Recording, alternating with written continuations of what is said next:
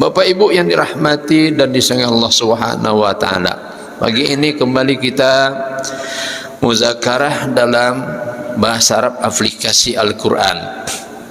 Dan seperti biasa, sebelum kita mulai kajian bahasa Arab aplikasi Al-Qur'an ini, kita akan berikan kesempatan pada anak-anak kita untuk mendemonstrasikan bahasa Arab. Seperti apa bahasa Arab itu? Ya, maka pagi ini alhamdulillah ada yang akan tampil, dan mudah-mudahan mereka sampaikan cita-citanya oleh Allah Subhanahu wa taala, karena mereka ini akan dan ingin melanjutkan pendidikannya ke universitas yang ada di negara-negara Arab. Kita doakan nih sekalian, ini bapak-bapak ibu sekalian, mudah-mudahan ya mereka ini diberikan kesempatan oleh Allah, diberikan kelapangan oleh Allah, diberikan kesuksesan oleh Allah Subhanahu wa taala, dan terbuka kesempatan bagi mereka untuk melanjutkan studinya ke negara-negara atau universitas di negara Arab, dan mudah-mudahan mereka bisa dapat beasiswa nantinya. Amin. Amin ya rabbal alamin. Karena doa ini penting nih Pak. Doa silahul mu'minin. Banyak-banyak kita berdoa. Doa itu senjata kita orang beriman. Dan juga doa itu sebagai penguat hati kita, optimis kita, ya, bahwa Allah mendengarkan doa kita, dan yakinlah kita doa kita itu akan dikabulkan oleh Allah Subhanahu wa taala. Taib al-fursa al-ghaliyah li ra'il jalsa bi barnamij اللغة العربية أتيح هذه الفرصة إلى ابننا طالب محمد دانيال، وإليه فليتفضل مشكورا ومأجورا. تفضل دانيال هنا بالوسط.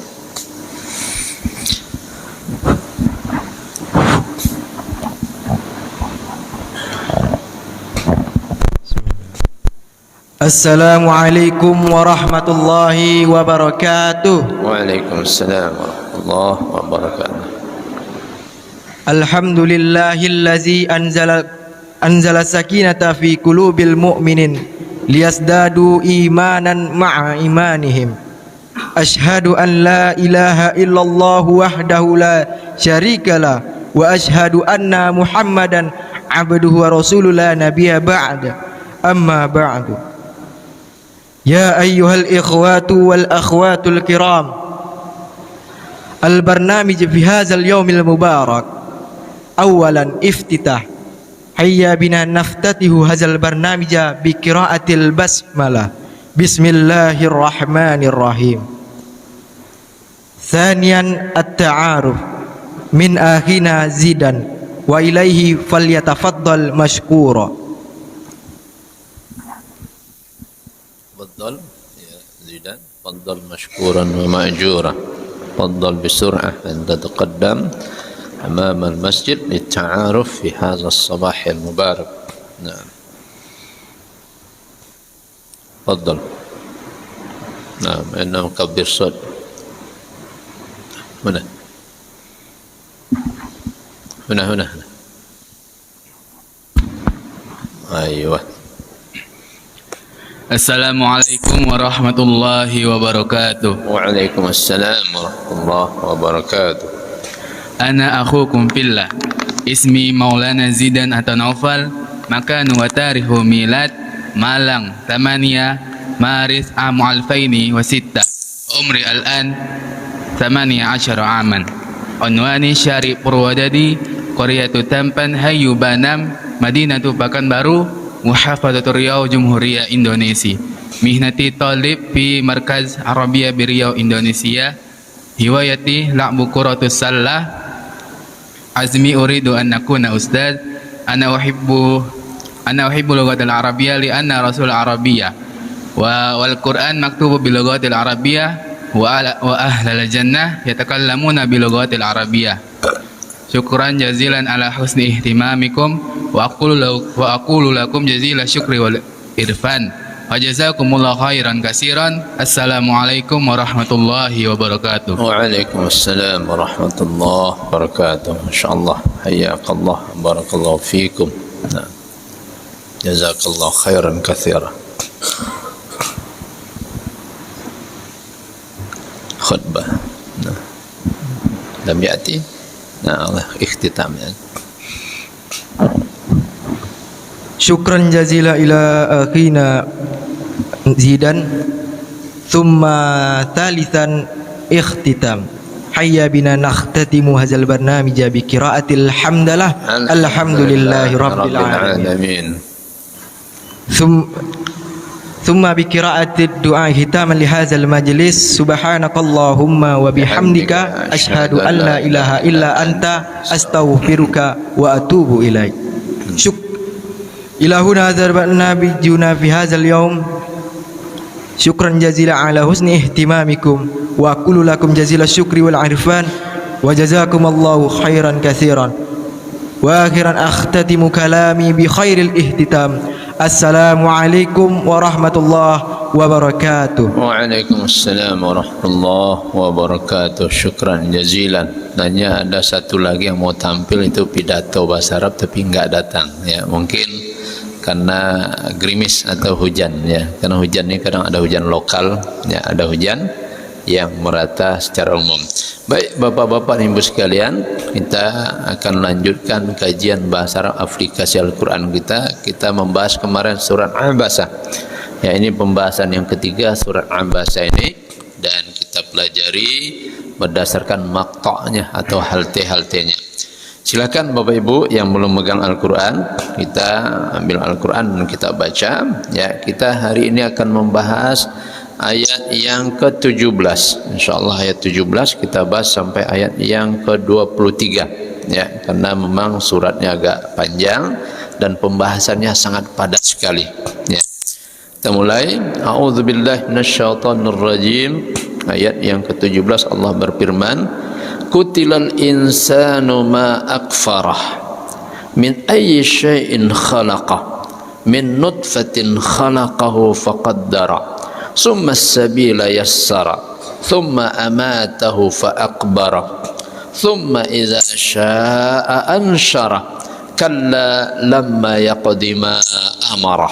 Nah ini yang akan kita bahas pada pagi ini, itu surat Abasa. Ya, Abasa ini apa artinya kemarin? Memalingkan wajah.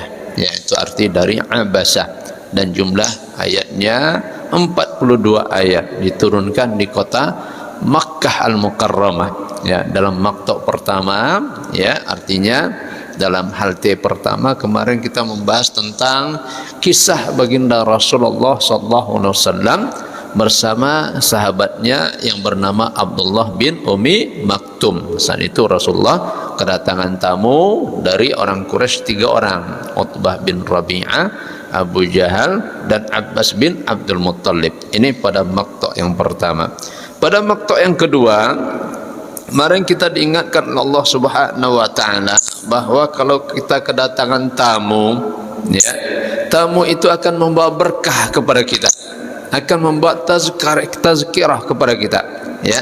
Ada semacam pembelajaran yang akan bisa kita dapatkan dengan tamu yang berkunjung ke rumah kita dengan ya penampilan yang berbeda. Ya, sekarang tamu ini kan banyak, kadang-kadang tampilannya bapak-bapak ibu sekalian, ya, artinya sikapnya, cara tata keramanya dan lain sebagainya, ya, itu semua adalah tazkirah, adalah pelajaran bagi kita sahibul bait, bahwa semua tamu itu membawa rahmat kepada kita dan juga memberikan pelajaran kepada kita. Ya, maka kita sebagai tuan rumah, kita mesti memuliakan tamu sesuai dengan hadis Rasulullah sallallahu alaihi wasallam, man kana yu'minu billahi wal yaumil akhir falyukrim dhaifahu. Barang siapa yang beriman kepada Allah dan kepada hari akhirat, muliakan tamunya, seperti apapun bentuk tamu itu, ya.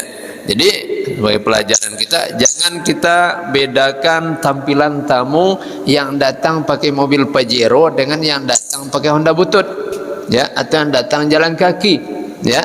Semua itu adalah tamu utusan Allah yang datang kepada kita, ya. Ini yang kita bedakan. Ini kalau tamu yang pakai mobil kita muliakan, kita keluarkan makanan semua, jangan, ya. Sama saja artinya. Kalau yang datang pun juga berjalan kaki atau naik sepeda sekalipun, dari kelas menengah ke bawah sekalipun, tetap kita muliakan. Ini dalam kajian kita yang lalu, ya, tentang masalah tamu ini. karena dia adalah utusan Allah Subhanahu wa taala, ya. Kemudian sekarang kita masuk pembahasan berikutnya. Allah berfirman di ayat yang ke-17, Qutilal insanu lu'inal kafir ma akfarah, istifham taubih, ya. Min ayyi syai'in khalaqah, istifham taqrir, ya. Min nutfatin khalaqahu faqaddarah, ya, 'alaqah thumma mudghah ila akhir khulqihi. Thumma as-sabila ay tariq khurujihi min batni ummihi yassara thumma amatahu fa akbarah ja'alahu fi qabri bi satrihi thumma idza syaa'a ansyarah lil ba'thi kalla haqqan lamma yaqdi lam yaf'al ma amara. Ya, ini yang akan kita bahas pada pagi ini. Artinya bapak-bapak dan ibu sekalian, kita lihat di ayat yang pertama, Qutilal insanu ma akfara. Ya, kalau kita lihat di terjemahan bahasa Indonesia, celakalah manusia. Alangkah kufurnya manusia itu, ya. Ini kalau makna ini disebut dengan makna penyesuaian, ya. Makna yang sudah diselaraskan bapak-bapak ibu sekalian. Jadi ada makna dalam bahasa Arab itu makna lugawi, ada makna istilahi. Ini kalau makna istilahinya begitu, celaka manusia. Allah katakan manusia celaka. Ya, tapi kalau kita lihat makna lugawinya secara bahasa, ya, karena kajian kita pagi ini bahasa Arab aplikasi Al-Quran. Qutila itu asalnya dari qatal. Ya, coba buka kamus mamanya bapak ibu sekalian. Qatala artinya telah membunuh. Qatala artinya telah membunuh. Kalau qutila telah dibunuh. Ya, itu makna lugawinya, makna letterletnya, makna katanya. Ya, kalau kita rujuk ke kata bahasa Arab asli, qatala telah membunuh. Kalau qutila telah dibunuh.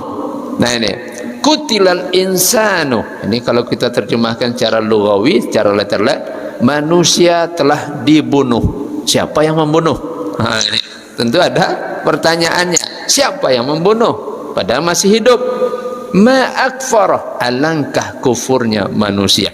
Nah ini makna, ya, maknanya adalah makna istilahi. Jangan terjemahkan makna lugawi. Nah ini ada juga para ahli tafsir memaknakan dengan makna lugawi, bapak-bapak yang sekalian. Ya. Jadi kalau makna istilahinya yang diselaraskan dengan pemahaman, celaka manusia. Tapi kalau kita maknakan secara kata, boleh nggak usah? Boleh juga. Karena ada ahli tafsir yang terjemahkan cara makna kata. Qutilal insanu, manusia telah dibunuh. Siapa yang membunuhnya? Dia sendiri yang membunuh dirinya. Ya. Apa sebabnya dia membunuh dirinya? Karena dia tidak memfungsikan ruh yang ada dalam jiwanya. Ya, karena dalam penciptaan kita manusia, bapak-bapak ibu sekalian, ya, komponen kita yang hidup sekarang ini kan ada dua. Yang pertama jasmani, yang kedua rohani. Atau bahasa lainnya, yang pertama jasad kita, yang kedua ruh kita. Mana yang dulu diciptakan oleh Allah? Ya. Kalau kita lihat dalam referensi kita, yang dulu diciptakan Allah itu ruh kita. Sebelum diciptakan jasad ini, ruh ini sudah diciptakan oleh Allah. Ya, di mana ruh ini diciptakan oleh Allah? Ya, Allah sudah simpan ruh kita di azal sana. Ya, di azal di sana. Ya. Jadi ketika ruh diciptakan oleh Allah, ditanya kita. Ya, ruh itu ditanya. Ya, alastu bi rabbikum? Ruh menjawab, qalu bala. Ditanya oleh Allah, hai ruh, kan dikumpulkan ruh semua bapak-bapak sekalian. Jadi kalau ruh itu satu, kalau banyak arwah, ya. Nah, kalau arwah itu dianggap sudah meninggal. Ruh itu satu jiwa, arwah banyak jiwa. Ya, kalau kita artikan dalam bahasa Indonesia, ruh itu bisa kita artikan jiwa. Jadi ruh manusia dikumpulkan oleh Allah sebelum dia masuk dipindahkan ke jasad manusia. Dikumpulkan, ditanya oleh Allah, alastu bi rabbikum, bukankah aku ini Rabb kalian? Apa jawaban ruh kita saat itu? Semuanya serentak mengatakan qalu bala. Ya, mereka berkata, benar ya Allah, ya, bahwa Allah adalah Rabb kami. Itu pengakuan roh. Setelah itu baru diproses penciptaan manusia. Ya, setelah manusia berada di rahim ibunya, baru ditiupkan roh, dimasukkan roh ke dalam jasad yang sudah terbentuk dalam rahim ibu. Nah, itu baru menyatu ruh dengan jasad. Ya, menyatu ruh dengan jasad. Ya, maka dikatakan kalau seandainya ya manusia yang tidak lagi beriman kepada Allah, dulu ruhnya mengatakan alastu bi rabbikum qalu bala, ruhnya mengakui benar ya Allah, engkaulah Rabb kami. Tapi ketika dia hidup di dunia tidak mau salat, ya, tidak mau lagi dia mengakui Allah itu sebagai Rabbnya. Nah, inilah yang dikatakan oleh Allah, qutilal insanu. Ketika dia tidak dekat lagi dengan Allah, ketika dia tidak beribadah lagi kepada Allah, ketika dia tidak mengakui Allah sebagai Rabbnya yang patut disembah, yang hak disembah, yang tidak ada ilah kecuali Allah, Allah katakan manusia itu telah mati. Nah, inilah yang katakan oleh guru-guru kita di pondok dulu, bapak-bapak sekalian, ada saya banyak melihat banyak bangkai berjalan. Nah, murid bertanya, gimana pula bangkai berjalan Pak Ustaz? Ya, mana ada pula bangkai berjalan? Ada banyak bangkai berjalan. Bangkai berjalan maksudnya apa? Jasadnya berjalan tapi ruhnya tidak hidup. Jasadnya hidup tapi ruhnya tidak hidup. Nah, ini banyak ini bapak-bapak sekalian. Kita kan sehari-hari kalau kita lihat di lapangan ini banyak orang ingin memperbaiki fisik. Apa yang perbaikinya? Fisik. Ya. Nah, mau kemana? Ya kita makan ya restoran tuh. Ya, untuk tambah gizi. Gizi itu tentu hubungannya dengan fisik. Ya, tanya lagi teman yang lain, kamu kemana? Saya mau fitness dulu supaya fisik bagus, ya, supaya raga saya kuat. Nah, ini semuanya kebutuhan fisik yang banyak dipenuhi oleh manusia. Ya, makanan itu untuk fisik kita, minuman itu untuk fisik kita, olahraga kita itu untuk fisik kita. Banyak orang fokus sekarang kepada kesehatan fisik, ya, mencari untuk kebutuhan fisik, ya, tapi lupa manusia itu untuk misi ruhnya atau jiwanya. Nah, ini jadi olahraganya olahraga fisik yang banyak bapak-bapak sekalian. Pada olahraga itu dua, ada olahraga rohani, ada olahraga jasmani. Kalau dalam bahasa Arab itu namanya riyadhah. Ya, riyadhah. Kalau olahraga jasmani kan banyak, sepak bola olahraga jasmani, main poli, ya, bola basket, tenis meja, ya, berbagai macam olahraga. Kita lihat di Olimpiade itu macam-macam bentuk olahraga, itu jasmani, olahraga jasmani, ya. Lupa kita dengan olahraga rohani kita atau riyadhatul rohi, ya, olahraga ruh kita, atau disebut juga riyadhatul qalbi. Gimana pula bisa olahraga jiwa, ya? Gimana caranya bapak-bapak sekalian untuk olahraga jiwa kita ini? Ya, ruh kita ini bisa enggak kita riyadhahkan? Bisa, ya. Gimana riyadhahkan ruh kita ini? Memulazamakan zikir kepada Allah, mulazamakan tasbih kita, mulazamakan, ya, takbir kita, ya, kita ucapkan dalam tasbih kita subhanallah minimal, ya, setelah sholat itu 33 kali. Itu jangan lupa bapak-bapak sekalian. Untuk apa? Untuk riyadhatul qalbi atau riyadhatul rohi. Kita bawa olahraga jiwa kita, ucapkan itu dengan khusyuk, ya.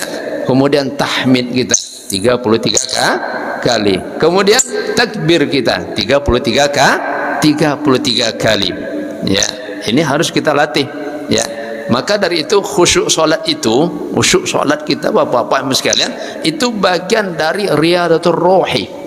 Bisa enggak kira-kira kita khusyuk solat, ya, fokus?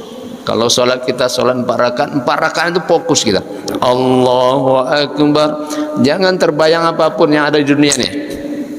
Jangan terbayang. Cukup fokus kita mengingat Allah. Ya, maka justru itu salah satu cara untuk supaya khusyuk sholat kita harus mengerti apa yang kita baca saat sholat. Kita baca Fatihah, ngerti